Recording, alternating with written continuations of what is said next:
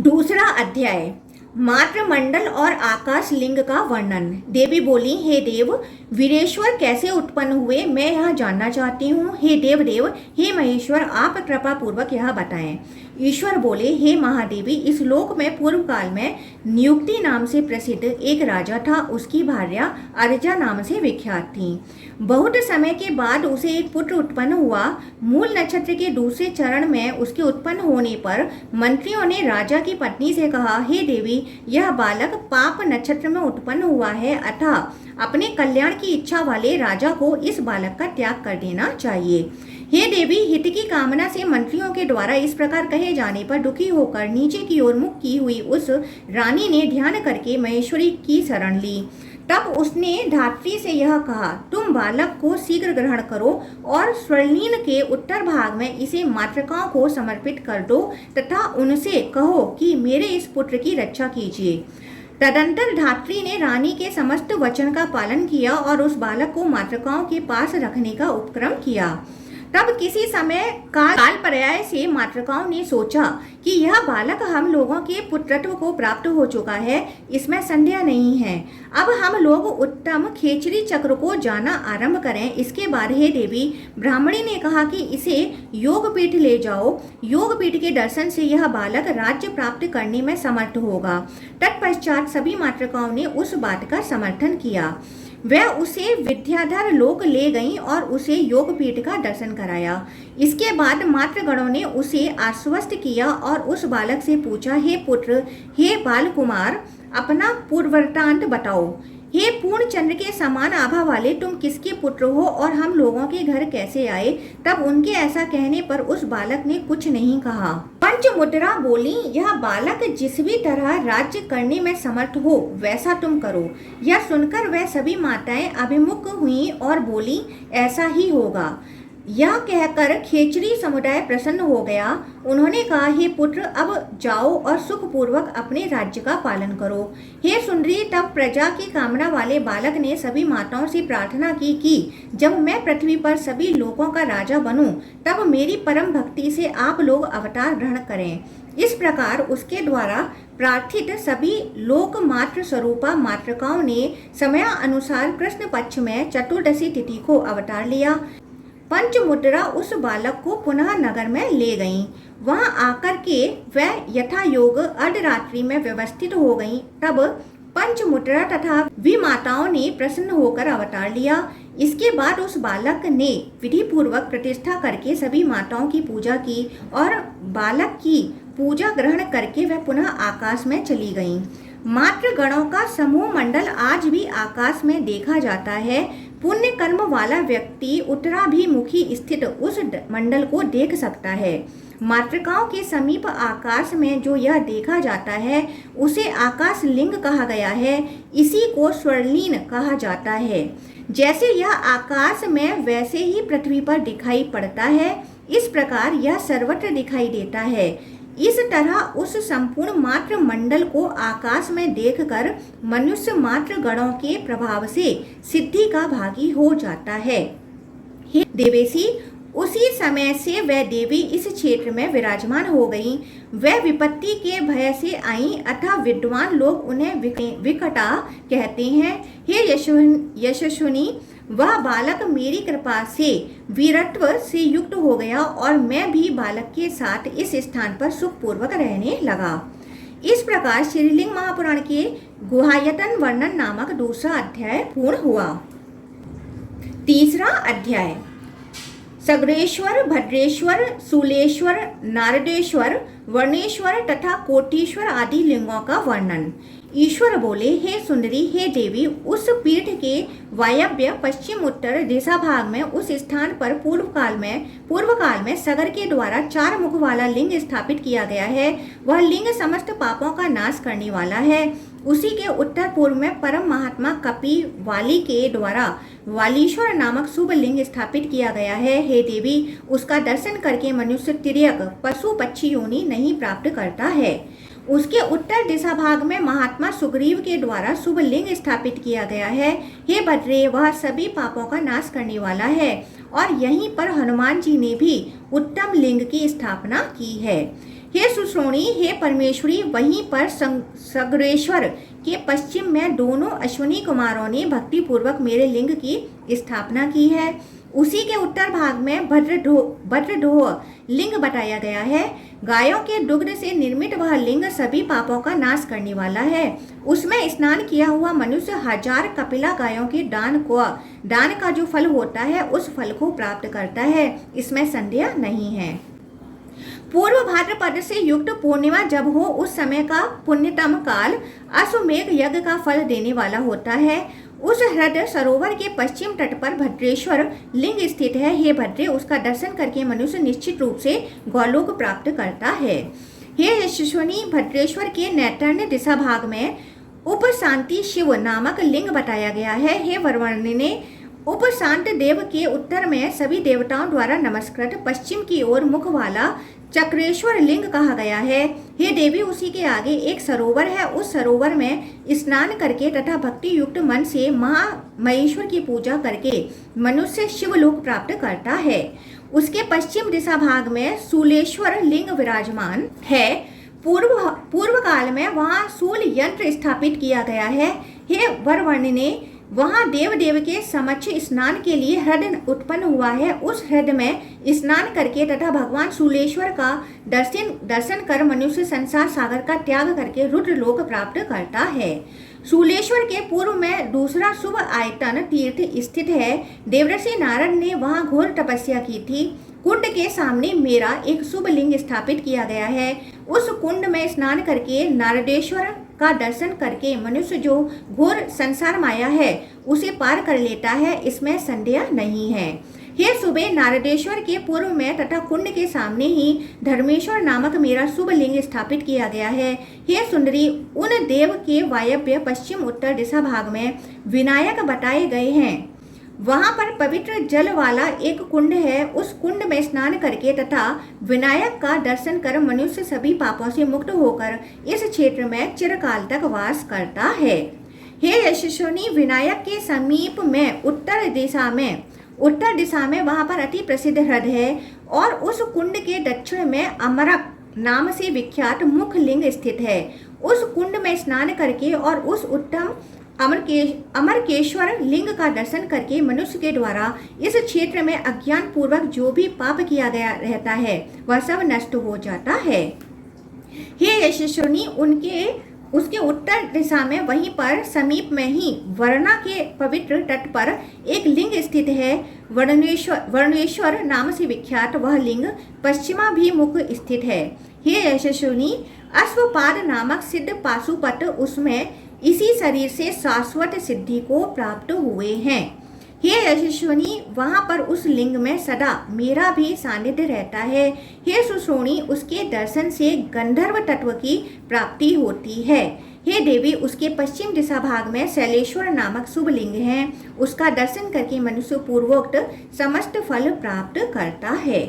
हे देवी, उसी के दक्षिण में कोटीश्वर नामक लिंग भी स्थित है, जहाँ वे प्रसिद्ध भीष्म चंडिका दिखाई देती हैं। हे देवी, वे सदा भीभत्स रूप वाले भयानक शमशान में वास करती हैं, इसलिए वे प्रसिद्ध भीष्म चंडिका कही जाती हैं। कोटि तीर्थों में स्नान करके कोटीश्वर का पूजन करना चाहिए। हे सुंदरी, मनुष्य करोड़ों गायों के दान से भी जो फल प्राप्त करता है वह संपूर्ण फल उसे यहाँ पर मात्र एक बार स्नान करने से प्राप्त हो जाता है। कोटीश्वर के पूर्व में ऋषियों के द्वारा एक लिंग स्थापित किया गया है। उस लिंग के दर्शन से चराचर सहित संपूर्ण जगत दृष्टिगत हो जाता है। इस प्रकार श्रीलिंग महापुराण में गुहायतन वर्णन नामक तीसरा अध्याय पूर्ण हुआ। चौथा अध्याय कपाल मोचन, रणमोचन एवं कपिलेश्वर आदि तीर्थों का महात्मा। ईश्वर बोले, देव कोटीश्वर के आग्नेय दिशा में प्रसिद्ध तथा सुप्रतिष्ठित शमशान स्तंभ स्थित है। वहां पर वे मनुष्य गिराए जाते हैं जिन्होंने इस लोक में बुरा कर्म किया है। हे भामिनी, हे देवी, मैं उस स्तंभ में सदा विराजमान हूँ। हे देवी, वहां जाकर जो मेरी पूजा करेगा वह सभी पापों से मुक्त हो जाएगा और परम गति प्राप्त करेगा। हे यशस्विनी, अब मैं तुम्हें तीनों लोकों में प्रसिद्ध कपाल मोचन नामक महातीर्थ के विषय में बताऊंगा। हे सुंदरी, वहाँ स्नान करते हुए मेरा कपाल गिर पड़ा था। हे वरारोहे, उसमें स्नान करने वाला ब्रह्मा हत्या से मुक्त हो जाता है। उस तीर्थ में कपालेश्वर नामक लिंग स्थित है। हे सुंदरी, उसके दर्शन से मनुष्य अश्वमेघ यज्ञ का फल प्राप्त करता है। उसी के उत्तर में पास में ही त्रैलोक्य प्रसिद्ध एक तीर्थ है। हे वरारोहे, उसमें स्नान करके मनुष्य सभी ऋणों से मुक्त हो जाता है। हे सुंदरी, वह तीर्थ रणमोचन नाम से पृथ्वी लोक में विख्यात है। हे सुंदरी, वहीं पर मेरे 3 लिंग स्थित हैं। हे सुश्रोणी, उनका दर्शन करने से तीनों प्रकार के ऋण विनष्ट हो जाते हैं। हे सुंदरी, उस तीर्थ के दक्षिण दिशा भाग में अंगारेश्वर नामक मुख लिंग विराजमान है। हे देवी, पश्चिम की ओर मुख वाला वह लिंग कुंड के सामने स्थित है। जब अंगार मंगल के साथ चतुर्थी अथवा अष्टमी का योग हो, तब उस तीर्थ में स्नान करके तथा मंगलेश्वर का दर्शन करके मनुष्य जहाँ कहीं भी रहे व्याधियों से पूर्णतः मुक्त हो जाता है। हे यशस्विनी, उसी के समीप उत्तर दिशा में विश्वकर्मा के द्वारा स्थापित महापुण्यप्रद पश्चिमाभिमुख लिंग का दर्शन करके मनुष्य सर्वज्ञत्व प्राप्त कर लेता है। वहीं पर देव बुद्धेश्वर का भक्ति पूर्वक दर्शन करके दृढ़ व्रत वाला भक्त सभी कामनाओं को प्राप्त कर लेता है। बुद्धेश्वर के दक्षिण में सभी सिद्धियों को देने वाला महामुंडेश्वर नामक चतुर्मुख लिंग है। उन देव के समक्ष एक शुभ कूप विद्यमान है। उस कूप के ऊपर वह कल्याणमयी देवी विराजमान है। स्नान के लिए वहां मेरे द्वारा वह मुंडमयी माला प्रक्षिप्त की गई है। अतः हे देवी, मनुष्य उन्हें महामुंडा कहते हैं। हे वरवर्णनी, स्नान हेतु वहीं पर खटवांग भी प्रक्षिप्त किया गया है। हे सुव्रते, वहीं पर खट्टवांगेश्वर नामक लिंग स्थित है। हे देवी, वहाँ कुंड के दक्षिण तट पर भुवनेश्वर नामक फलदायक लिंग विराजमान है। वह लिंग उत्तर की ओर मुख वाला है। उस कुंड में स्नान करके तथा भुवनेश्वर का दर्शन करके मनुष्य दुर्गति नहीं प्राप्त करता है और पापों से मुक्त हो जाता है। भुवनेश्वर के दक्षिण में एक अन्य कुंड भी स्थित है। उसी के पूर्व में विमलीस नामक लिंग है। उस लिंग के दर्शन से मनुष्य शुद्ध हो जाता है। हे वरारोहे, वहाँ स्नान करके मनुष्य स्वर्ग में देवताओं के साथ आनंदित रहता है। उस स्थान पर त्र्यंबक नामक सिद्ध पाशुपत मुनि ने इसी शरीर से रुद्रलोक प्राप्त किया था। हे यशस्विनी, उस अंगारक कुंड के पश्चिम में पूर्व काल में महर्षि भृगु के द्वारा एक पुण्यप्रद विशाल आयतन लिंग स्थापित किया गया है। उस लिंग का दर्शन करके जो लोग स्तुति पूर्वक उसकी पूजा करते हैं, वह पुण्य में शिवलोक से कभी च्युत नहीं होते हैं। उसी के दक्षिण में देवताओं के लिए भी दुर्लभ नंदीश्वर नामक अन्य शुभ लिंग स्थित है। उसके दर्शन मात्र से मनुष्य पाशुपत व्रत प्राप्त करता है।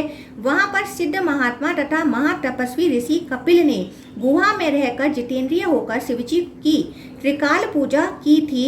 हे प्रिय, इस प्रकार 1000 वर्ष के अनंतर मैं उन पर प्रसन्न हो गया और हे देवी, मेरी कृपा से वे महायशस्वी सांख्यवेता हो गए। वहीं पर कपिलेश्वर के नीचे वह गुहा स्थित है। जो उस गुहा का दर्शन करता है वह पाप से लिप्त नहीं होता है। देवी बोली, हे देवदेव, हे महेश्वर, देव कपिलेश्वर किस प्रकार ओमकारेश्वर नाम वाले हुए, कृपा पूर्वक इसे बताइए।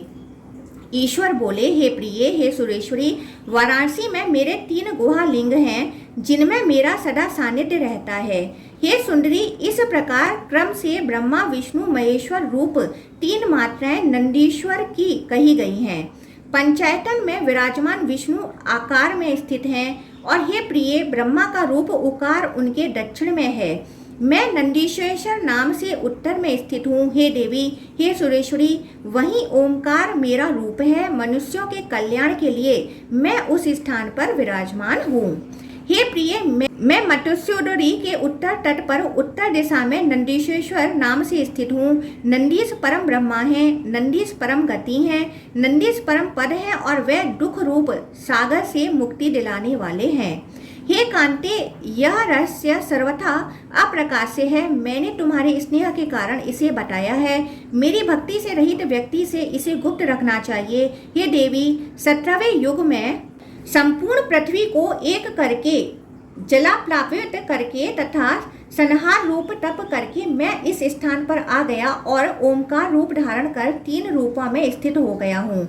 वह सभी सिद्धों का स्थान कहा गया है। उस लिंग में स्वयं साक्षात शिव विराजमान है।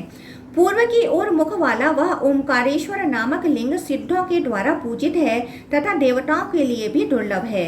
वहां पर वामदेव, सावर्णी, अघोर तथा कपिल पाशुपत योग में स्थित होकर परम सिद्धि को प्राप्त हुए। अन्य ऋषि, देवता, यक्ष, गंधर्व तथा गुहाक युग युग में उस स्थान पर जाएंगे। मैं सदा वहां स्थित रहूंगा। कपिलेश्वर नामक वह मूर्ति परम दिव्य है। हे प्रिय, कभी कभी इन प्रभु के दर्शन के लिए गंगा मत्योत्सदरी स्थान पर आती है। वहाँ स्नान करना मोक्षदायक होता है। हे देवी, कपिलेश्वर की आराधना करके मनुष्य तीनों लोकों की रक्षा करने में समर्थ हो जाता है और सदा मेरे प्रिय बने रहते हैं। वे ओंकारेश्वर पर ब्रह्मा है और निष्कल होते हुए भी सकल साकार रूप में स्थित हैं। वह लिंग रुद्रलोक का रहस्यमय द्वार कहा गया है। हे वरवर्णनी, कपिलेश्वर के नीचे दक्षिण में मत्स्योदरी में 60,000 करोड़ तथा 100 करोड़ तीर्थ सभी सागरों के साथ प्रत्येक पक्ष की अष्टमी तथा चतुर्दशी तिथि को आते हैं। हे महादेवी, जब कपिलेश्वर के पश्चिम में मत्स्योदरी में गंगा आती है तब वह योग परम दुर्लभ होता है। हे महाभागे, उसमें किया गया स्नान 1000 अश्वमेघ यज्ञ का फल देने वाला होता है। हे देवी, उस कपिलेश्वर लिंग का महात्मा कह दिया गया। इसे जिस किसी को नहीं बताना चाहिए अपितु प्रयत्न पूर्वक गोपनीय रखना चाहिए। वहीं पर नाद्य अक्षर ब्रह्मा कहा गया है। इस प्रकार श्रीलिंग महापुराण में कपिलेश्वर महात्म्य ओमकार निर्णय नामक चौथा अध्याय पूर्ण हुआ। 5वां अध्याय, कपिलेश्वर में सिद्धि प्राप्त करने वाले मुनियों का वर्णन। ईश्वर बोले, हे देवी, उस स्थान में जो सिद्ध हुए हैं अब मैं उनके विषय में बताऊंगा। महापाशुपत श्रेष्ठ, महातेजस्वी, अनन्य चित्त वाले तथा विशुद्ध आत्मा मेरे पुत्र वहां रहते हैं। उन्होंने पूर्व काल में सदा मेरी सेवा की थी। हे देवी, कैलाश शिखर पर शीत आतप से रहित तथा महलों से सुशोभित भगवान शिव का जैसा सुंदर भवन है, उससे भी अधिक रूप वाला शिव मंदिर बनाकर सिद्ध तुल्य तथा सभी सिद्धों पर अनुकंपा करने वालों के द्वारा वह स्थान सेवित होता है। उस समय जो निर्वाण गति है उन्होंने उस सिद्धि को प्राप्त किया। कपिलेश्वर के आगे पश्चिमाभिमुख लिंग बताया गया है। वहाँ ऋषि उद्दालक परम सिद्धि को प्राप्त हुए थे। वहां पर उत्तर दिशा में पश्चिम की ओर मुख वाला दूसरा लिंग भी स्थित है। उस लिंग में महामुनि पाराशर्य व्यास पूर्ण रूप से सिद्ध हुए। वहीं पर समीप में पश्चिम की ओर मुख वाला दूसरा शुभ लिंग विराजमान है। उस स्थान पर बाष्कली मुनि सिद्ध तथा महाज्ञानी हुए। हे प्रिय, उसी के समीप में अन्य पूर्व मुख लिंग स्थित है। वहाँ पशुपति के भक्त मुनि भावव्रत सिद्ध हुए। हे देवी, उसी के पश्चिम में मुख लिंग स्थित है। वहाँ अरुणी नाम वाले ऋषि ने परम सिद्धि प्राप्त की। अरुणीश के पश्चिम में दूसरा लिंग भी स्थित है। यहाँ पर महामुनि पाशुपताचार्य योग में सिद्ध हुए। वहीं पर दक्षिण दिशा में समीप में ही एक दूसरा उत्तम लिंग विराजमान है। हे देवी, वहाँ पर कौस्तुभ नामक ऋषि ने सिद्धि प्राप्त की। उसके दक्षिण भाग में पूर्व की ओर मुख वाला लिंग स्थित है। वहाँ महापाशुपत मुनि सावर्णी सिद्ध हुए। उसके आगे पूर्व की ओर मुख वाला महान तथा उत्तम लिंग स्थित है। इस लिंग में स्वयं साक्षात शिव व्यवस्थित है। हे सुव्रते, मैं ओमकार मूर्ति धारण करके वहां स्थित हूँ। हे यशस्विनी, उस लिंग में 4 मुनि सिद्ध हुए हैं। वामदेव, सावर्णी, अघोर तथा कपिल उस लिंग में नंदीश के प्रभाव से सिद्ध हुए हैं। उन प्रभु के नीचे सिद्धों द्वारा वंदित एक गुहा है। योग सिद्धों के द्वारा सेवित उस गुहा को श्रीमुखी नाम वाली जानना चाहिए। वहाँ श्रेष्ठ पाशुपत भक्त मेरे लिंगार्चन में संलग्न रहते हैं। मैंने उन्हीं के निवास के लिए उस गुहा का निर्माण किया है। हे सुसोणी, उसके द्वार पर महामुनि अघोर सिद्ध हुए हैं। वे मुनि उसी शरीर से रुद्रत्व को प्राप्त हुए। वहां जाकर कोई पुरुष अथवा स्त्री यदि एकाग्रचित्त होकर उपवास पूर्वक 3 रात व्यतीत करे तो वह पुनः संसार में प्रवेश नहीं करता है। अघोरेश्वर देव के उत्तर में एक उत्तम कूप स्थित है। हे देवी, उसमें स्नान करने से वाजपेय यज्ञ का फल प्राप्त होता है। इस प्रकार श्रीलिंग महापुराण में गुहायतन वर्णन नामक 5वां अध्याय पूर्ण हुआ। छठा अध्याय श्रीकंठ, ओमकारेश्वर और बृहस्पतिश्वर आदि लिंगों की महिमा का वर्णन। ईश्वर बोले, हे सुरेश्वरी, हे भद्रे, अब मैं वाराणसी में स्थित अन्य आयतन का वर्णन करूंगा जहां सर्वदा साक्षात स्वयं मैं विहार करता हूँ। मत्स्योदरी के मनोहर तट पर देवताओं तथा सिद्धों द्वारा नमस्कृत उस शुभ आयतन में सदा निवास करना मुझे अच्छा लगता है। हे देवी, वह सभी स्थानों से अधिक रम्य तथा मुझे अत्यंत प्रिय है। जहाँ पाशुपति के भक्त मेरे लिंगार्चन में रत रहते हैं, वहाँ ब्रह्मचर्य से युक्त, शांत, जितेंद्रिय तथा क्रोध पर विजय प्राप्त किए हुए वे मेरे सभी पुत्र सिद्ध हुए हैं, इसमें संदेह नहीं है। यहाँ पर जो सदा मेरे पुण्यप्रद लिंग की पूजा करता है, वह लोभ आदि विषयों में आसक्त होने पर भी नरक से छूट जाता है। उनके मध्य में वहीं पर कपिलेश्वर के दक्षिण में श्रीकंठ नाम से विख्यात पश्चिमाभिमुख लिंग स्थित है। उसमें पाशुपत क्रतुध्वज सिद्ध हुए हैं, ऐसा कहा गया है, और उन्होंने मेरी कृपा से योगेश्वर्य प्राप्त किया था। हे बदरे, उसी के आगे पूर्व की ओर मुख वाला लिंग स्थित है। उस लिंग में ऋषि जाबाल परम सिद्धि को प्राप्त हुए। उसके दक्षिण में देवताओं के लिए भी दुर्लभ ओमकारेश्वर नामक दूसरा लिंग स्थित है। वहाँ मुनि कालिक वृक्षीय परम सिद्धि को प्राप्त हुए और सभी सिद्धों में श्रेष्ठतम हो गए। हे भद्रे, उसी के दक्षिण में पश्चिम की ओर मुख वाला एक लिंग स्थित है। उस लिंग में परम तपस्वी गार्ग्य सिद्ध हुए हैं। हे सुबह, मैंने तुमसे इस पंचायतन का वर्णन किया। मैंने इस अत्यंत अद्भुत रहस्य को किसी को भी नहीं बताया है। हे सुंदरी, यह आज भी पंच ब्रह्मा नाम से विख्यात है। हे देवी, इसी कारण से इसे पंचायतन कहा जाता है। चारों आश्रमियों के लिए जो भी पुण्य फल कहा गया है, वह समस्त फल पंचायतन का दर्शन करने मात्र से बताया गया है। मेरा व्रत करने वालों के लिए यह श्रेष्ठ पाशुपत व्रत है और मोक्ष की इच्छा वाले योगियों के लिए संसार भय का नाश करने वाला है। यह उत्तम पंचायतन अल्प बुद्धि वाले तथा पाप से नष्ट चित्त वाले मनुष्यों के लिए महान औषध कहा गया है।